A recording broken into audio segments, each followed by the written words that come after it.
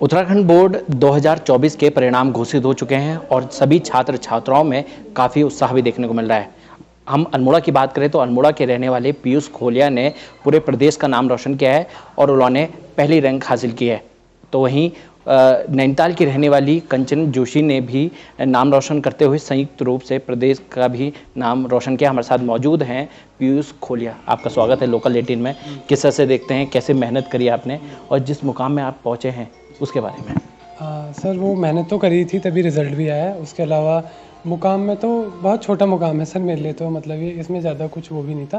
बाकी सिलेबस की जो किताब थी वो पढ़ ली, नोट्स बनाए, पढ़ लिए और मार्क्स भी उस हिसाब से आ गए। मेहनत करी, मार्क्स आ गए। अच्छा, पीसीएम आपका था सब्जेक्ट, तो कैसे देखते हैं जो सब्जेक्ट हैं काफ़ी कठिन सब्जेक्ट हैं, तो आपने इसके लिए कैसे तैयारी करी थी? सर मेरा पीसीएम भी था, वैसे बायोलॉजी भी था विषय में एक। उसके अलावा सर कठिन नहीं था मेरे लिए, मतलब मेरे को जिसमें इंटरेस्ट आता था वो मैं पढ़ता था। जैसे कोई आदमी, कोई बच्चा होगा जिसे हिस्ट्री या ऐसे सब्जेक्ट पसंद है तो उसमें ऑटोमेटिकली मार्क्स आएंगे। तो जिन सब्जेक्ट्स में मेरा इंटरेस्ट था वही मैंने चूज़ किए थे। ऐसा नहीं था किसी के दबाव पे मैथ्स ले रहे हैं या साइंस ले रहे हैं। तो जो भी सब्जेक्ट थे वो मेरे अकॉर्डिंग ही थे और मेरे इंटरेस्ट के हिसाब से ही थे, इसीलिए इसमें मार्क्स आए। अच्छा पीयूष, कितने घंटे पढ़ाई करते थे? ऐसा कुछ हार्ड एंड फास्ट तो नहीं होता था सर, मतलब औसतन 7-8 मान सकते हैं। अच्छा, तो इसके साथ आपकी क्या क्या हॉबी रही है? हॉबीज़ में मैं पहले बैडमिंटन भी खेला करता था सर, और बैडमिंटन से भी बहुत डिसिप्लिन बिल्ड हुआ है मेरे अंदर। मतलब एक सर भी थे बैडमिंटन में हमारे, प्रशांत जोशी करके, उन्होंने भी बहुत डिसिप्लिन बिल्ड किया था मेरे अंदर। उनका भी बहुत योगदान है। और उसके अलावा हाँ जी, उनका थोड़ा ऐसा हो गया तो फिर बाकी उनका योगदान है बहुत इसमें। तो पढ़ाई के साथ कैसे बैडमिंटन कैसे मैनेज कर पाते थे? वैसे तो सर प्रोफेशनली तो मैंने 10th में बंद कर दिया था वैसे बैडमिंटन खेलना। थोड़ा बहुत कभी कभार ऐसे हॉबी के तौर पे वैसे बैडमिंटन खेल लिया तो वैसे होता था। अच्छा, जो आज प्रदेश में आपने नाम रोशन किया उसका श्रेय किसको देना चाहते हैं आप? श्रेय तो सभी को, कलेक्टिव तौर से सभी को जाना चाहिए, टीचर्स को भी, पेरेंट्स को भी, माता जी को, और मैंने भी की है मेहनत, मुझे भी जाना चाहिए जी।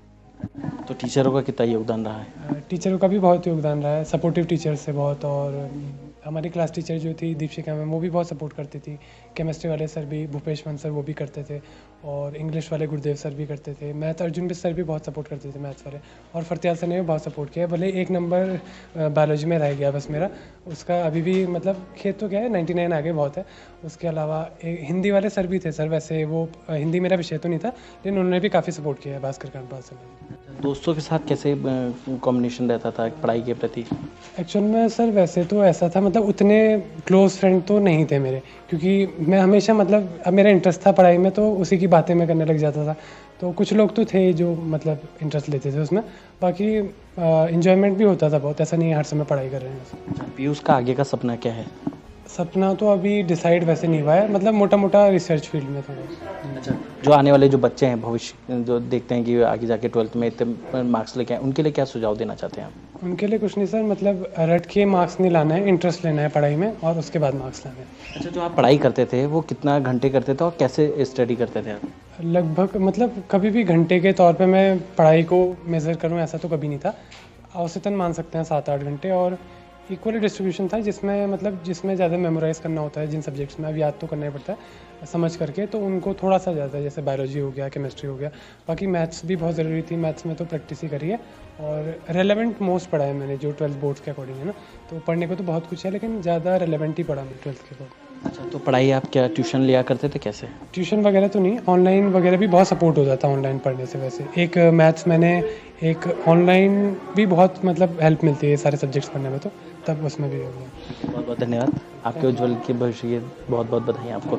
ये थे हमारे साथ मौजूद अल्मोड़ा के रहने वाले पीयूष खोलिया, जिन्होंने प्रदेश का नाम रोशन करते हुए पहली रैंक हासिल की है। उनका भविष्य का सपना है कि वह आगे जाकर रिसर्च की तैयारी करेंगे।